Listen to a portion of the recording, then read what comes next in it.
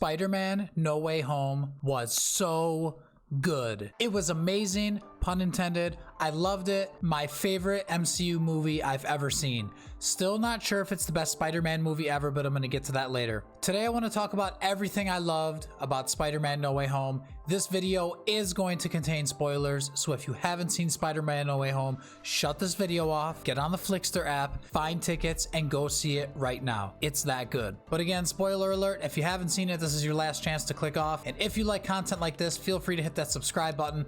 This channel is made by a nerd for the nerds, so let's geek out together. And without any further ado, let's talk about everything I loved about Spider-Man No Way Home. Pizza time. So I guess what I want to do, I want to talk about my 5 favorite moments from the movie, talk about some other miscellaneous things that I loved, and then talk about some criticisms I had as well. Because as good as this movie was, I don't think it was perfect. My favorite thing that happened in this movie by far, Matt freaking Murdock. I was so happy to see Daredevil in this movie. One of the things I talked about in my wants, worries, and predictions video was how I wanted Daredevil to make a cameo in this movie, and he showed up just like I expected him. It would have been really cool to see him in a courtroom scene. If you've ever seen Daredevil, those scenes where he's doing a case are awesome, and so I was really hoping to see him actually represent Peter in court. But I love the scene that they did. I love the part where he catches the brick and talks about how he's a really good lawyer. I thought that was a really good way to introduce Matt Murdock into the MCU, and it felt like Daredevil too. It felt like the actual Charlie Cox version of Matt Murdock. I know the scene where he smacked the cane down and showed up. Everybody in my theater gasped, started freaking out and saying, oh my God, it's Matt Murdock. I was super excited. I was happy he was in it. Perfect way to introduce him. I think it was an awesome scene. Favorite thing that happened in this movie out of all the cool stuff, Matt freaking Murdock. All right, this one's gonna be a little dark, but my second favorite scene from this movie is actually the death of Aunt May. And let me tell you, there was nobody more mad in that theater than me that Aunt May died. I know a lot of people predicted it. I thought there was zero chance it was gonna happen.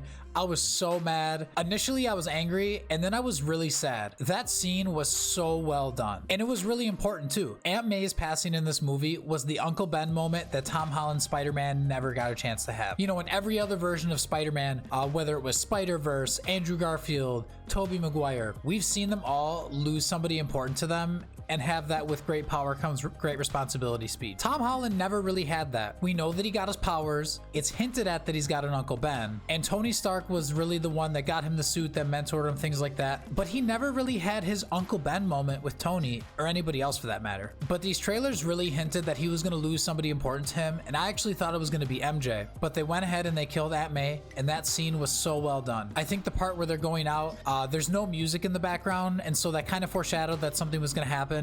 And the camera was really hanging on them for a long time. So at a certain point, I was watching and I was kind of waiting for something to happen, whether it was somebody to show up or maybe Goblin throw another pumpkin bomb, something like that. But 2 things in that scene that really stood out to me. First, when she gave him the "with great power comes great responsibility" line, my heart dropped because in my head I was thinking, oh my God, they're really gonna kill Aunt May, aren't they? And then the part where they're walking and then she stops, I just got so sad because I knew it was coming. And that scene was so well done. Tom Holland acted his tail off. They all did. It was a fantastic scene and a very crucial scene because, like I said, he finally got his Uncle Ben moment that he needed to have. That's a really important piece of character development that he was missing, and he's got it now. All right, third on my list. I can't believe this is third. But my third favorite moment in this movie was when Andrew Garfield and Tobey Maguire showed up. And I can't believe that I'm saying that that's my third favorite moment because that was a huge moment and I loved it, but there's just so much to love about this movie. But when they came through the portal at Ned's, I was losing my mind. I'm sure if you saw this movie opening weekend, you had the same experience that I did, but in my theater, everybody applauded when both Andrew and Tobey came through the portal. I do gotta say, as much as I love Tobey Maguire's Spider-Man, I feel like Andrew Garfield really stole the show in this scene and honestly in this whole movie. But when he came through the portal, that was perfect. Ned opens the portal and they're looking for Peter and you see Spider-Man coming through,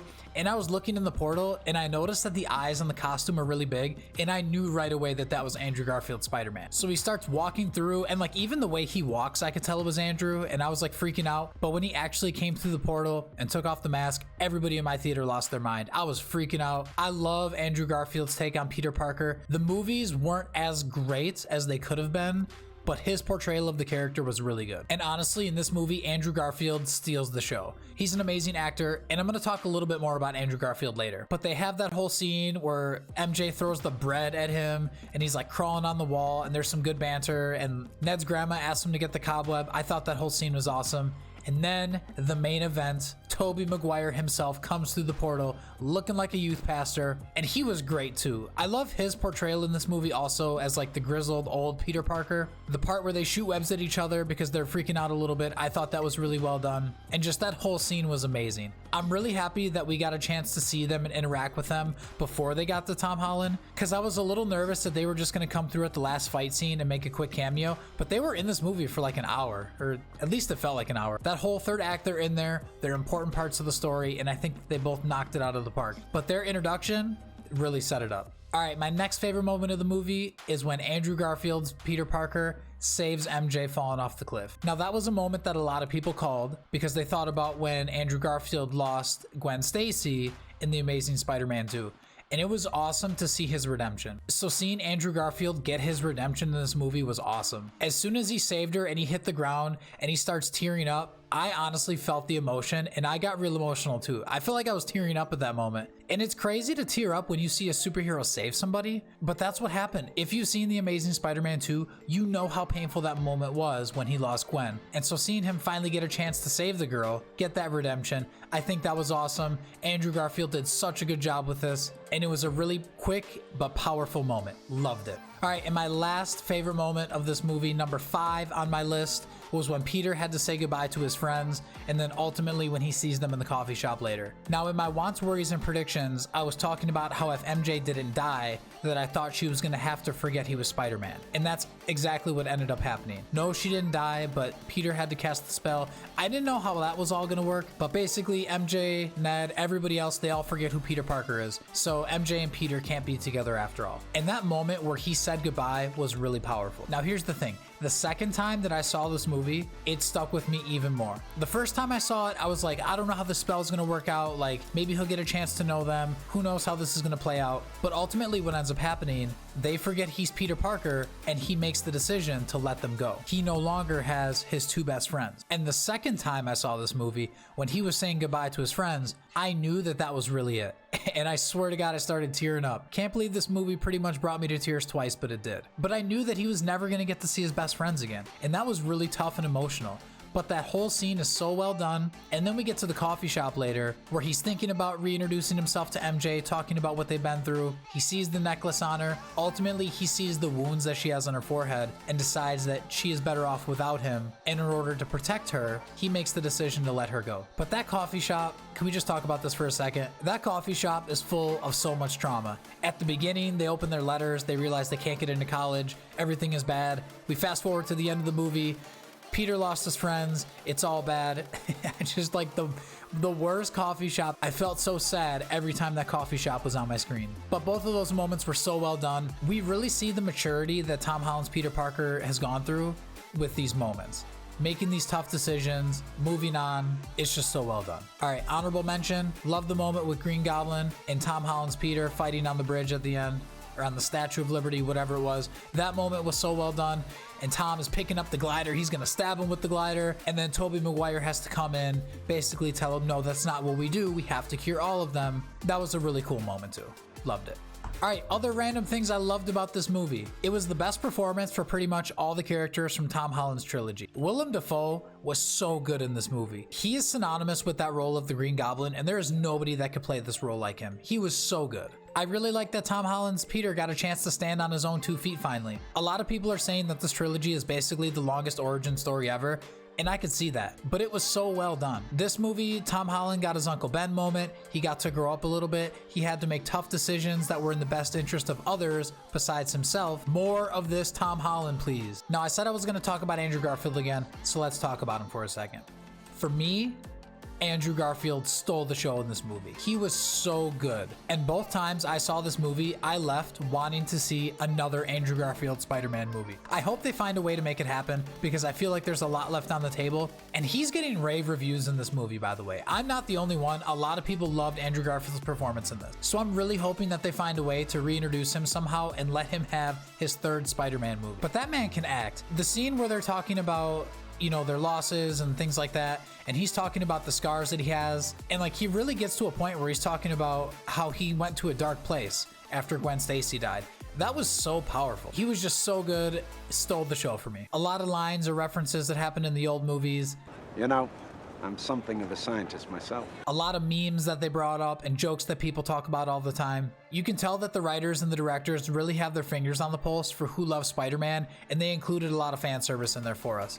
Not too much, it wasn't overwhelming. I thought like it was the perfect amount. Last little thing I really liked was how they had a recap of each villain's backstory that wasn't too overbearing. Talked about each person for like a minute or two and how they got the way they were. And that was really important because you can't expect everybody seeing this movie to have seen all 5 of the old Spider-Man movies plus Tom Holland's movies. So I think they did it in a way that was short, sweet, straight to the point, and I really like that. Now let's talk about a couple things that actually disappointed me in this movie. Because while it was really good or amazing, I thought there were a couple things that could have been better. My number one thing, I felt like the final fight scene at the end wasn't tough enough for them. It was a really cool moment. I love the scene where all 3 of them are swinging and they all land on the statue and they get that moment to pose. But that last battle didn't really seem that tough for them. They regrouped, they came up with a team strategy, and just one at a time they picked these villains off with each. I just felt like for the final battle with the 3 Spider-Men together, there could have been a little more drama. Also, I wish it was less about how they could cure the villains and more about how they as Spider-Man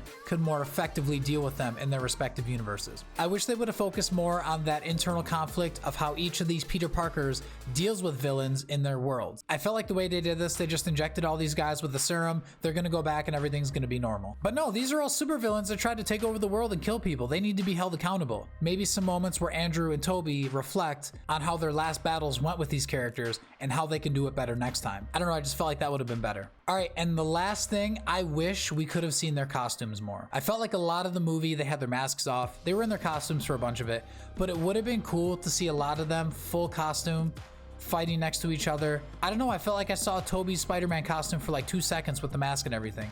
I wanted to see more of them in their full costumes fighting. I know that's a really little nitpick, but I'm just saying. All right, final rating for this movie, I give it 9.5 out of 10. It's the best MCU movie that's ever been made. I still don't know if it's the best Spider-Man movie that's ever been made. For me right now, I'm still juggling between this, Spider-Man 2, and Into the Spider-Verse. I don't know yet. It's gonna take me some time to decide. That being said, this movie is awesome. You need to see it. 9.5 out of 10. Let me know in the comments what you thought about Spider-Man No Way Home. And if you like content like this, feel free to hit that subscribe button. It's free. It helps me out. I'm gonna be making a lot more Spider-Man movies in the coming weeks. I have some really good ideas in my brain, so hopefully y'all like that. But until then, webheads, that was awkward. I'll catch y'all later. Peace.